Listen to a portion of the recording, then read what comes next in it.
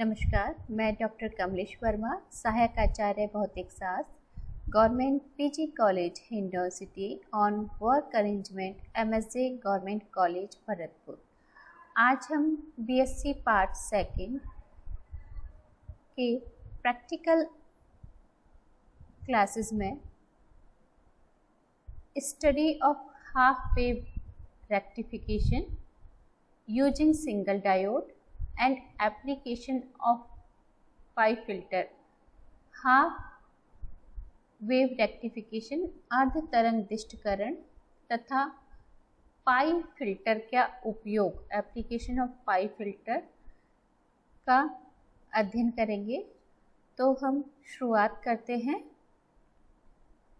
हमारे इस प्रैक्टिकल का उद्देश्य ऑब्जेक्ट है एक डायोड का उपयोग करते हुए अर्ध तरंग दिष्टकरण तथा पाई फिल्टर के उपयोग का अध्ययन करना।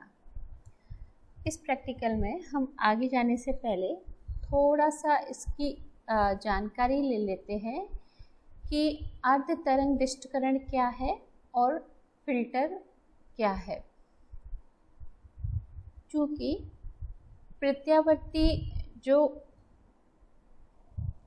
प्रत्यावर्ती धारा का जो प्रोडक्शन है और ट्रांसमिशन तथा डिस्ट्रीब्यूशन वो बहुत ही कम खर्चीला होता है और सुविधापूर्वक होता है। इसके कारण प्रत्यावर्ती धारा का उपयोग दिष्ट धारा की अपेक्षा अधिक किया जाता है। सभी जो इलेक्ट्रॉनिक उपकरण हम यूज़ में लाते हैं उसमें दिष्ट धारा या दिष्ट वोल्टता की आवश्यकता होती है, परंतु जो हम सेल यूज़ करते हैं सेलों से दिष्ट धारा प्राप्त करना बहुत खर्चीला होता है। अतः इसके लिए आवश्यक है कि हम अन्य तरीके से दिष्ट धारा या दिष्ट वोल्टता का उत्पादन करें। इसके लिए प्रत्यावर्ती धारा से हम दिष्ट धारा या दिष्ट वोल्टता प्राप्त कर सकते हैं। तो वह युक्ति जिसके द्वारा प्रत्यावर्ती वोल्टता को दिष्ट वोल्टता में परिवर्तित किया जाता है उसे दिष्टकारी कहते हैं और इस प्रक्रिया को दिष्टकरण रेक्टिफिकेशन कहते हैं। इसके लिए हम जनरली दो दिष्टकारी युक्तियां पढ़ते हैं, अर्ध तरंग दिष्टकारी और पूर्ण तरंग दिष्टकारी। अर्ध तरंग दिष्टकारी मीन्स है कि जो प्रत्यावर्ती वोल्टता है उसकी अर्ध तरंग का अगर दिष्टकरण किया जाता है तो वह युक्ति अर्ध तरंग दिष्टकारी कहलाती है और यह प्रक्रिया अर्ध तरंग दिष्टकरण कहलाती है। अर्ध तरंग दिष्टकरण की प्रक्रिया को एक डायोड के द्वारा पूर्ण किया जाता है। चूँकि हम जानते हैं कि जो डायोड है वो एक दिशीय युक्ति है, क्योंकि जो पीएन डायोड होता है उसका अभिलाक्षणिक गुण होता है कि यह एक दिशीय चालन करता है। क्योंकि अग्रदिशिक बायस की स्थिति में इससे धारा प्रवाह होता है तथा इसका जो प्रतिरोध है वो अत्यल्प होता है और पश्चदिशिक बायस की स्थिति में इसका जो प्रतिरोध है वो अत्यधिक होता है और धारा का प्रवाह नहीं होता है या धारा का चालन नहीं होता है। इस कारण इस तरीके से डायोड एक दिशीय युक्ति है और डायोड को अगर प्रत्यावर्ती वोल्टता या धारा को डायोड पर आरोपित किए जाए तो यह जो प्रत्यावर्ती वोल्टता है उसकी एक तरंग के लिए एक अर्ध तरंग के लिए अग्रदिशिक बायस स्थिति में होती है और दूसरी अर्ध तरंग के लिए बची हुई अर्ध तरंग के लिए पश्चदिशिक बायस अवस्था में होती है, जिससे इसका जो अर्ध तरंग है उसके लिए डायोड से चालन होता है और इसका दिष्टकरण होता है। इस प्रकार जब एक डायोड हम यूज़ करते हैं तो इस युक्ति को हम अर्ध तरंग दिष्टकारी कहते हैं। पूर्ण तरंग दिष्टकारी का हम नेक्स्ट प्रैक्टिकल में अध्ययन करेंगे।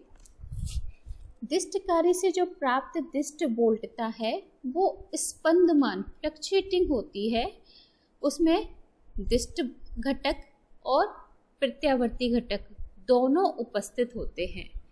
हमें पूर्णतया दिष्ट वोल्टता प्राप्त करने के लिए आवश्यक है कि हम प्रत्यावर्ती घटक को हटा दें। प्रत्यावर्ती घटक हटाने के लिए जो हम युक्ति यूज करते हैं वो है फिल्टर।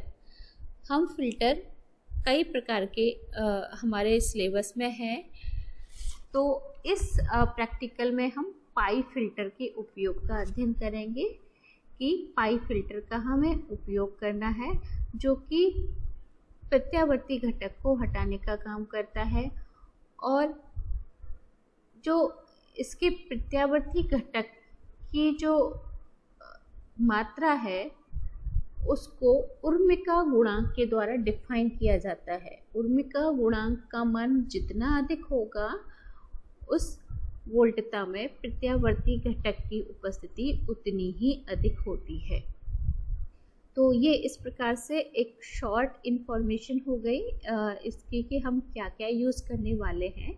अब हम प्रैक्टिकल हमें इसको कैसे करना है तो इस पर आगे जाते हैं। इसके बाद जो हमें उपकरण रिक्वायर्ड होते हैं वो है ट्रांसफॉर्मर, मेंस ट्रांसफॉर्मर। एक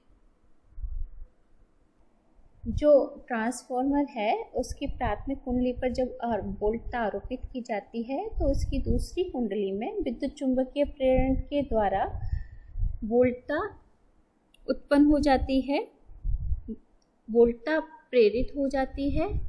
और यहाँ पर हम अपचाई transformer, step down transformer use करते हैं सेफ्टी की दृष्टि से, क्योंकि हम लैब में हमें वो प्रैक्टिकल परफॉर्म करना होता है। और अगर हम अपचाई ट्रांसफार्मर यूज़ करते हैं तो उससे हमें करंट लगने की से जो खतरा होता है वो कम होता है, या कम वोल्टेज का हमें करंट लगने की होती है। अगर हम उसको अपचाई ट्रांसफार्मर यूज़ नहीं करते हैं तो हमें करंट बहुत, अगर हम बाय डिफ़ॉल्ट अगर हमें करंट लगता है तो बहुत तेज़ होता है। तो लैब के उपयोग की दृष्टि से हम अपचाई ट्रांसफार्मर यूज़ करते हैं, स्टेप डाउन ट्रांसफार्मर। इसके बाद जो हमारा उपकरण है वो है एक पीएन संधि डायोड। पीएन संधि डायोड जो कि हाफ वेव रेक्टिफिकेशन का काम करेगा, अर्ध तरंग दिष्टकरण का। और अर्ध तरंग दिष्टकरण के बाद जो उत्पन्न धारा है उसका मापन करने के लिए हमें दिष्ट धारा मिलीमीटर की आवश्यकता होती है, क्योंकि उससे जो निकलने वाली धारा है उसकी कोटि मिली एम्पियर ऑर्डर की होती है। और उस धारा को एक लोड में से प्रवाहित किया जाता है, तो इसके लिए हमें डिफरेंट लोड्स की आवश्यकता होती है। हम डिफरेंट लोड के साथ इसकी स्टडी करना है तो हम 1 किलो ओम से लेके 10 किलो ओम तक के प्रतिरोध यूज़ करते हैं। और जो भी हमें जिस पर रीडिंग अच्छी आती है कि जो वेरिएशन हम जो चाहते हैं उसके अकॉर्डिंग हम इसमें प्रतिरोध यूज़ कर लेते हैं। इसके जो लोड प्रतिरोध है उस पर जो दिष्ट वोल्टता है उसका मापन करने के लिए हम दिष्ट वोल्टमीटर यूज़ करते हैं। और प्रत्यावर्ती वोल्टता का मापन करने के लिए हम प्रत्यावर्ती वोल्टमीटर, एसी वोल्टमीटर या VTVM निर्वात नलिका वोल्टमीटर का हम यूज़ करते हैं। इसके अलावा जो हमारा पाई फिल्टर है उसको बनाने के लिए हमें जो कंपोनेंट्स चाहिए वो है प्रेरकत्व L 1 और 2 संधारित्र C। हम दोनों संधारित्र बराबर मान का ही लेते हैं यहाँ पर। अब हम इसके सिद्धांत पर आते हैं। जैसा कि हमने बताया कि प्रत्यावर्ती घटक की जो हमारी निर्गत वोल्टता है उसमें प्रत्यावर्ती घटक की उपस्थिति को उर्मिका गुणांक के द्वारा बताया जाता है। तो उर्मी का गुणांक रिपल फैक्टर R होता है R equals to IAC over ITC equals to EAC over EDC, अर्थात प्रत्यावर्ती वोल्टता और दिष्ट वोल्टता का अनुपात। R का जो सैद्धांतिक मान है उसका वैल्यू होती है R इक्वल्स टू 1.21 और इसके साथ ही हम वोल्टता नियमन के बारे में भी देखेंगे। वोल्टता नियमन को जनरली डिफाइन किया जाता है VR से इसको डिनोट किया जाता है। इक्वल्स टू होती है ENL minus EFL over EFL into 100%, जहाँ पर ENL का मीन है लोड की अनुपस्थिति में, अर्थात RL इक्वल्स टू इनफाइनाइट, जब हम RL को सर्किट में से हटा देते हैं और जो हमारे टर्मिनल्स हैं उनको ओपन रखते हैं, उस स्थिति में जो हमारी दिष्ट वोल्टता है उसको निरूपित करता है। EFL हमारा है लोड प्रतिरोध RL की उपस्थिति में निर्गत वोल्टता। तो इस प्रकार इन दोनों का मान हम निकाल के और इस फॉर्मूल में रख के वोल्टता नियमन हमारा प्राप्त कर सकते हैं। वोल्टता नियमन जनरली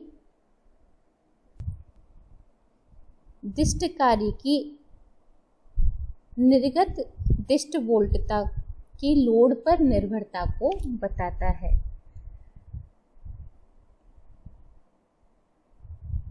इस प्रकार हम फिल्टर के बिना तथा फिल्टर के सहित दोनों ही स्थितियों में निर्गत दिष्ट वोल्टता EDC को y अक्ष पर तथा दिष्ट धारा IDC को x अक्ष पर लेकर ग्राफ खींचते हैं। हम डिफरेंट लोड के लिए EDC की वैल्यू और IDC की वैल्यू निकालते हैं, वोल्टमीटर से पठन करते हैं और उसके बाद इन दोनों के बीच में एक ग्राफ खींचते हैं जो कि इस प्रकार से प्राप्त होता है। EDC को y एक्सिस पे लिया है और IDC को x एक्सिस पर, और ये एक तरीके से लीनियर इसमें रिलेशन है। और यहाँ पर ये जब करंट हमारी जीरो होगी, अर्थात शून्य current means RL equals to infinite होगा, तो उस स्थिति में यह ENL को बताएगा। जो ये पॉइंट है पाई एक्सिस पर, ये ENL को बताएगा। और इसके साथ ही जो हम लोड यूज़ कर रहे हैं उसके संगत जो वोल्टेज है, दिष्ट वोल्टता है, उसको EFL के द्वारा प्रदर्शित किया जाता है। इन दोनों का मान निकाल के हम वोल्टता नियमन ज्ञात कर सकते हैं। चूँकि आदर्श स्थिति में जो वोल्टता नियमन है वो अत्यल्प होना चाहिए, वोल्टता नियमन गुणांक अत्यल्प होना चाहिए। यहाँ पर हम चूँकि फिल्टर के बाद हम कोई नियमन के लिए कोई भी युक्ति यूज़ नहीं कर रहे हैं, तो इसलिए इसका जो वोल्टता नियमन है वो अच्छा हमें प्राप्त नहीं होता है। तो केवल हम यहाँ सैद्धांतिक रूप से इसको हमने अपने इसमें दिखाया है। यहाँ पर हम स्टडी करेंगे केवल जो उर्मिका गुणांक है अर्धतरंग दिष्टकरण के लिए बिना फिल्टर के और पाई फिल्टर के सहित, उस पर हमारी पूरी स्टडी फोकस रहेगी।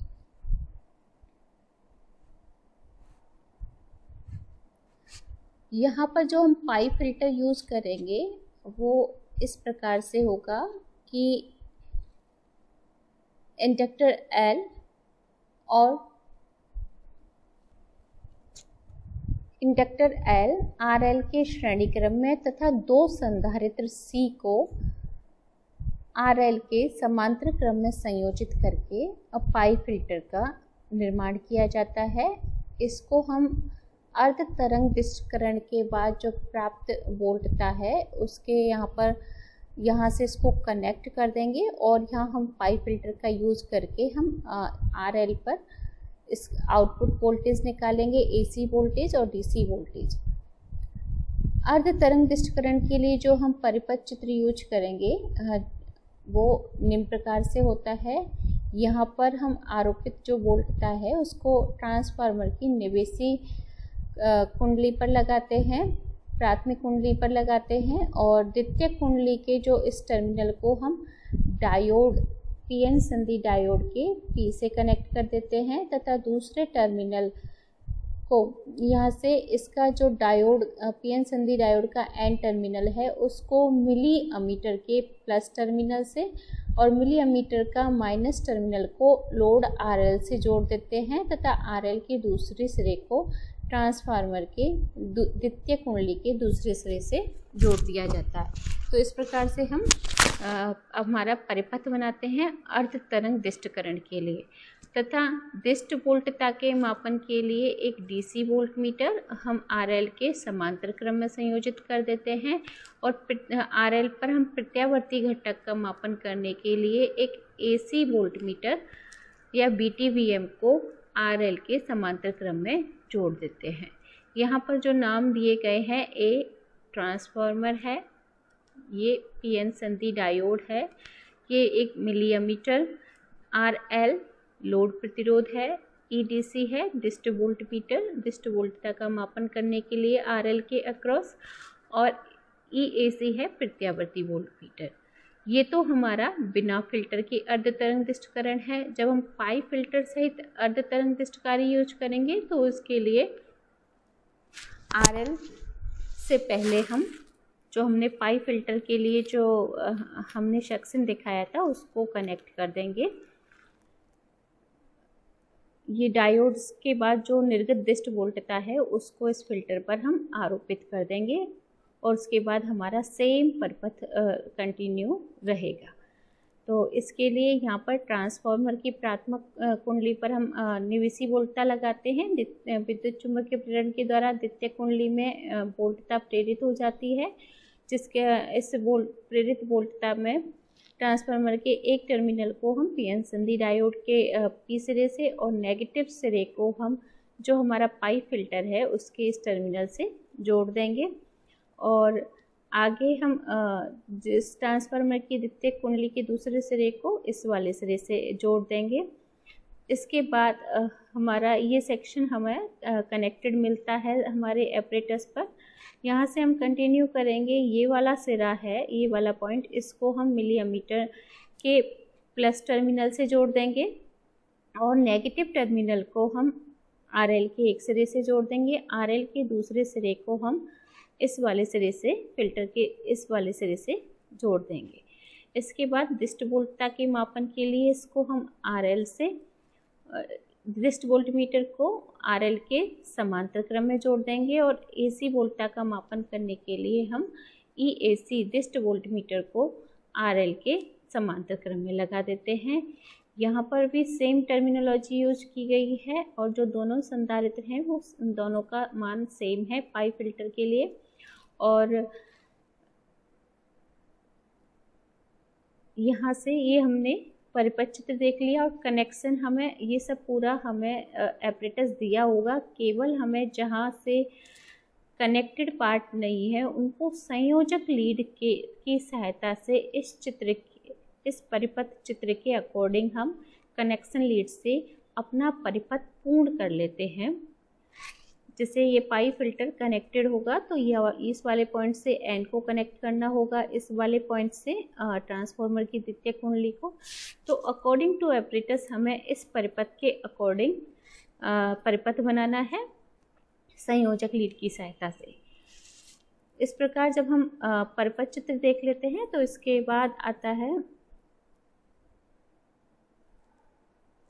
प्रेक्षण। इसमें हमें प्रेक्षण कौन कौन से लेने होते हैं। ट्रांसफार्मर की द्वितीय कुंडली के सिरों के मध्य प्रत्यावर्ती विद्युत वाहक बल, जो अभी हम एपरेटस जो हमारा वर्किंग में है उसमें जो प्रत्यावर्ती द्वितीय कुंडली के सिरों के मध्य प्रत्यावर्ती विद्युत वाहक बल 220 वोल्ट मेजर किया हुआ है। वैसे बेटर है कि जो अपचय ट्रांसफार्मर होने के कारण ये 100 वोल्ट या 10 वोल्ट के समथिंग इसकी रीडिंग आए, जिससे हमें लैब में हमारी सेफ्टी बनी रहे। पीएन संधि डायोड का नंबर, पीएन संधि डायोड जो हम यूज़ कर रहे हैं हाफ वेव रेक्टिफिकेशन के लिए, उसका नंबर एपरेटस पर गिवन होता है। यहाँ पर हम इसको नोट कर लेंगे और जिससे ये हमारी अनुमत अधिकतम वोल्टता वो ही होती है जो हम द्वितीय कुंडली के सिरों के मध्य हमारी प्रत्यावर्ती विद्युत वाहक बल है। और जो हम पाइप फिल्टर के लिए जो हमने एल प्रेरकत्व और संधारित्र सी यूज किए गए, उनकी वैल्यू है L इक्वल्स टू 10 हेनरी और C इक्वल्स टू 32 माइक्रोफेरेड। अब हम टेबल पर जाते हैं। हमने अपना परिपथ कंप्लीट कर लिया है। अब हम रीडिंग्स लेने के लिए तैयार हैं। तो रीडिंग्स के लिए हमें क्या करना है, RL का हम रेजिस्टेंस बॉक्स यूज़ करेंगे जो 1 किलो ओम से लेके 10 किलो ओम या 100 किलो ओम तक के कोटि का होगा, जिसमें से हम रेजिस्टेंस निकालेंगे, 1 किलो ओम निकालेंगे और रीडिंग चेक करेंगे। अगर रीडिंग अच्छे से नहीं आती है तो हम 2 किलो ओम से शुरुआत करेंगे। तो 2 किलो ओम पर हम RL की वैल्यू निकालेंगे, इसकी की निकालेंगे रेजिस्टेंस बॉक्स में से, और इसके संगत जो हमारी धारा है डिस्ट मिली अमीटर में, उसके संगत हम धारा नोट करेंगे जो कि 40 मिली एम्पियर आती है। और फिर हम वोल्ट मीटर जो डिस्ट धारा के मापन के लिए प्रयुक्त किया है EDC, उसमें रीडिंग लेंगे, वो 84 के समथिंग आई। और इसके साथ ही हम निर्गत प्रत्यावर्ती वोल्टा का मापन करेंगे, और साथ के साथ ही हम उर्मिका गुणांक को, जो कि क्या है EAC ओवर EDC, इन दोनों का रेशो फाइंड करेंगे, जिनसे इसकी वैल्यू 1.14 आती है। इसी तरीके से हम 2, 3, 4, 5, 6, 7, 8 रीडिंग्स का हम सेट ले लेते हैं। जितनी हमारी आती हैं, हमने यहाँ पर 5 रीडिंग्स ली हैं जिनसे उर्मिका गुणांक की कैलकुलेशन की है। उर्मिका गुणांक का मान यहाँ पर हमें प्राप्त हुआ। अब हम इसकी वेव रेक्टिफिकेशन के लिए उर्मिका गुणांक की कैलकुलेशन करेंगे। उर्मिका गुणांक के लिए हम इस तरीके से कैलकुलेशन करनी होती है, जब हम रिकॉर्ड प्रिपेयर कर रहे होते हैं तो हमें पूरी इन्फॉर्मेशन अपने रिकॉर्ड में, प्रैक्टिकल रिकॉर्ड में लिखनी होती है कि हम RL equals to 2 kilo ohm है पर हमारी EAC की वैल्यू कितनी है, और साथ के साथ हमें हर जो भी हम भौतिक राशि लेते हैं, फिजिकल क्वांटिटी लेते हैं, उसकी हमें यूनिट ज़रूर शो करनी होती है कि ये किस यूनिट में। जैसे कि हमने 2 किलो ओम में है तो किलो ओम को मेंशन किया है, ये वोल्ट में है, ये भी वोल्ट में है। इस तरीके से चूँकि R यूनिट लेस है तो इसको हमने बिना किसी यूनिट के शो किया है। तो इस प्रकार हम पांचों के लिए उर्मिका गुणांक की कैलकुलेशन कर लेते हैं और औसत उर्मिका गुणांक का मान निकालते हैं। औसत उर्मिका गुणांक का मान 1.15 हमें प्राप्त हुआ। इसके बाद हम हाफ वेव रेक्टिफिकेशन अर्ध तरंग डिस्करण पाइप फिल्टर के साथ करेंगे। सेम हम वो परिपथ कनेक्ट करेंगे संयोजक लीड की सहायता से, और दिए हुए परिपथ को ध्यान में रखते हुए हम कनेक्शन लीड से अपना परिपथ सेटअप करेंगे। और उसके बाद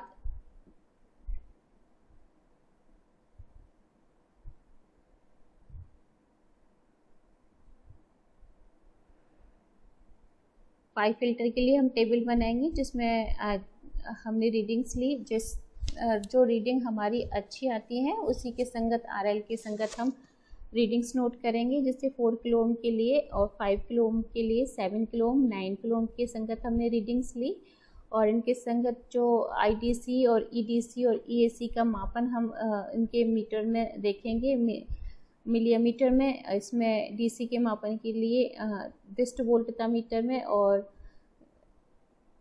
वोल्ट मीटर में, और प्रत्यावर्ती वोल्ट मीटर में हम इसके संगत रीडिंग्स पढ़ेंगे। और ये सब इनकी हम टेबल में हमें ऊपर यहाँ पर अगर हम यूनिट शो कर देते हैं, ये ओम है, ओम जनरली ओम है, लेकिन यहाँ पर हमने मेंशन किया हुआ है कि जो हमारी RL है वो किलो ओम में है, और ये मिली एम्पियर में है, ये वोल्ट में है, और ये भी हमारी वोल्ट में। यहाँ से हम उर्मिका गुणांक की कैलकुलेशन करते हैं। इसका मान बहुत कम आता है।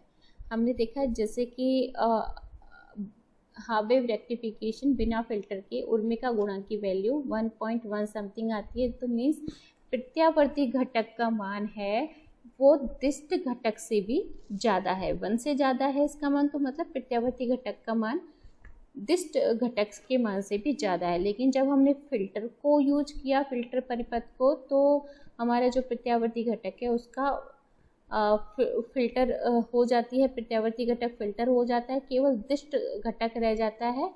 और जैसे कि हम यहाँ पर देख सकते हैं प्रत्यावर्ती वोल्टता कितनी रह गई, और जिससे उर्मी का गुणांक की वैल्यू भी बहुत कम रह गई, और हमारा जो दिष्ट वोल्टता है वो हमें बहुत अच्छी प्राप्त होती है। तो इस तरीके से हमने टेबल देखा। सेम कैलकुलेशन हम रिपल फैक्टर उर्मी का गुणांक के लिए करेंगे। इसमें यहाँ पर उर्मी का गुणांक के लिए कैलकुलेशन करेंगे। RL = 4 किलो ओम के लिए EAC EDC का मान और R का मान फाइंड करेंगे। इसी तरीके से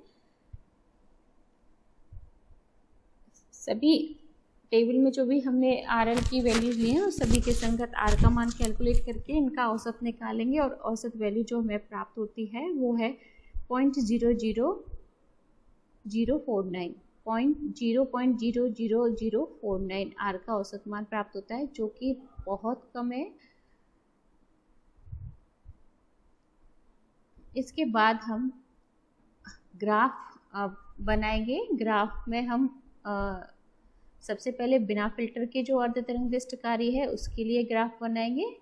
बिना फिल्टर की जो दिष्टकारी के ग्राफ के लिए यहाँ एक्स एक्सिस पर हम IDC लेंगे और वाई एक्सिस पर हम EDC लेंगे, और इस तरीके से हमारा ग्राफ आता है।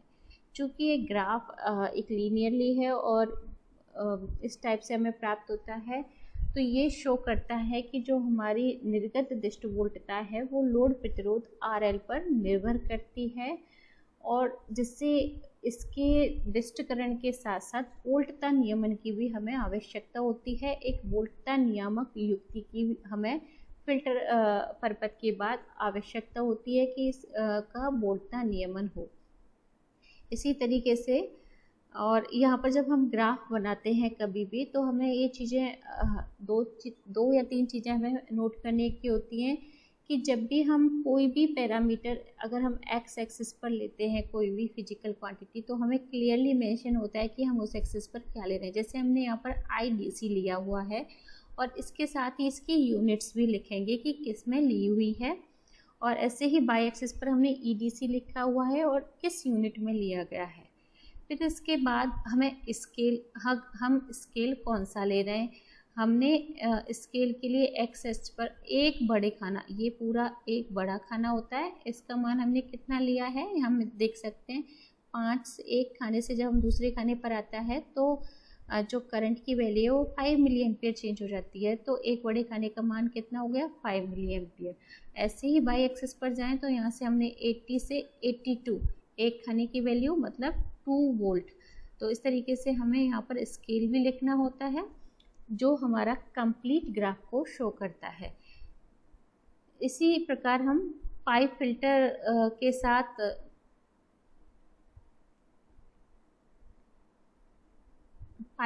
साथ सेम कर्व ड्रॉ करेंगे IDC और EDC में, और हमें सेम यूनिट शो करनी होती है और क्लियरली मेंशन करना होता है कि हम रीडिंग्स क्या है और हमारा स्केल हमने क्या लिया है। ये भी इस तरीके से हमें कर्व प्राप्त होता है जो कि यह दिखाता है कि जो हमारी वोल्टेज है, निर्गत दिष्ट वोल्टता है, वो लोड प्रतिरोध RL पर निर्भर करती है।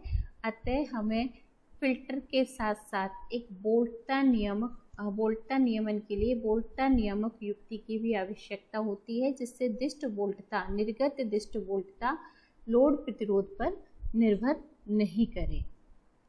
तो इस प्रकार हमने इस प्रैक्टिकल की स्टडी की। अब हम इसके रिजल्ट पर आते हैं। परिणाम में हमें क्या लिखना है।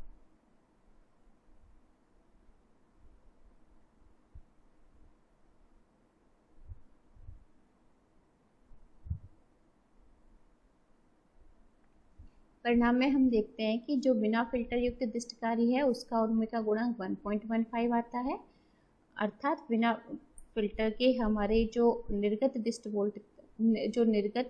वोल्टता है दिष्टकारी की, उसमें प्रत्यावर्ती घटक की अधिकता होती है, दिष्ट वोल्टता से ज़्यादा होती है प्रत्यावर्ती घटक की उपस्थिति। जब हम फिल्टर यूज़ करेंगे पाई प्रकार का, तो उसके लिए उर्मी का गुणांक का मान 0.00049 होता है, जो कि बहुत कम है, अर्थात लगभग पूरे तरीके से इसने प्रत्यावर्ती घटक को ब्लॉक कर दिया है। केवल हमें जो निर्गत वोल्टता है वो हमारी डिस्ट वोल्टता ही है। इसके जो हम प्रैक्टिकल परफॉर्म करते हैं, इसकी सावधानियां क्या हैं? सावधानियां ये हैं, चूँकि हम यहाँ पर ट्रांसफार्मर यूज़ कर रहे हैं और जैसे कि हमने इस प्रैक्टिकल में जो हमारा ट्रांसफार्मर है वो इतनी कैपेसिटी का नहीं है अपचाई ट्रांसफार्मर जो इसको वोल्टेज को डाउन कर सके। इसकी जो निर्गत वोल्ट था वो 220 वोल्ट थी, तो अगर हम टर्मिनलों को छुएंगे तो हमें बहुत तेज़ करंट लगेगा। तो हमें कभी भी प्रैक्टिकल परफॉर्म करते टाइम ये चीज़ हमेशा ध्यान में रखना चाहिए कि टर्मिनल्स को और लीड्स को अगर हमने कनेक्ट कर लिया है, परपथ हमारा ऑन कंडीशन में, तो कभी भी हाथ से नहीं छूना चाहिए। दूसरा है, डिस्टकारी को एसी मेंस से जोड़ने से पहले सारे संयोजन की जांच कर लेनी चाहिए। चेक करने से पहले हमें सब चेकिंग करने के बाद ही हमें पावर सप्लाई ऑन करनी चाहिए, एसी मेंस को ऑन करना चाहिए। तीसरी है कि डायोड, संधारित्र, प्रेरकत्व एवं प्रतिरोध उचित और अनुमति मान की होनी चाहिए, अन्यथा इनकी भी जो एक्सेप्टेबल, जहाँ तक इनकी वैल्यूज़ एक्सेप्टेबल हैं वो गिवन होता है, वो ही हमें उसी ऑर्डर के हमें यूज़ करने चाहिए, अन्यथा जलने का, परपथ के जलने का डर रहता है। और जो हमें वोल्ट मीटर, हमने जो मीटर्स लिए हैं, मीटर्स और वोल्ट मीटर, वो सभी उचित परास के होने चाहिए, जिससे कि हमारा कोई भी रीडिंग आउट ऑफ स्केल नहीं जाए या कोई ऐसी रीडिंग हो जिसका हम मापन अच्छे से नहीं कर पाए। एसी वोल्ट मीटर या बीटीवीएम से पाठ्यांक लेने से पूर्व हम बीटीवीएम से अगर हम एसी रीडिंग ले रहे हैं तो हमें यह ध्यान में रखना चाहिए कि जो भी बीटीवीएम को हम जो भी परास के लिए यूज़ कर रहे हैं उसको हमने सेट किया हुआ है या नहीं। और हमेशा अगर हम परास चेंज करते हैं तो उस परास के लिए हमें 0 समायोजन कर लेना चाहिए। तो इस प्रकार ये इसकी सावधानियां हो गई जिससे हमें हमारे जो प्रैक्टिकल में एरर हो सकती हैं। तो इस तरीके से आपको रिकॉर्ड में भी प्रैक्टिकल करने होंगे। लैब का आपको जानकारी दी गई है कि लैब में आपको प्रैक्टिकल कैसे करना है। धन्यवाद।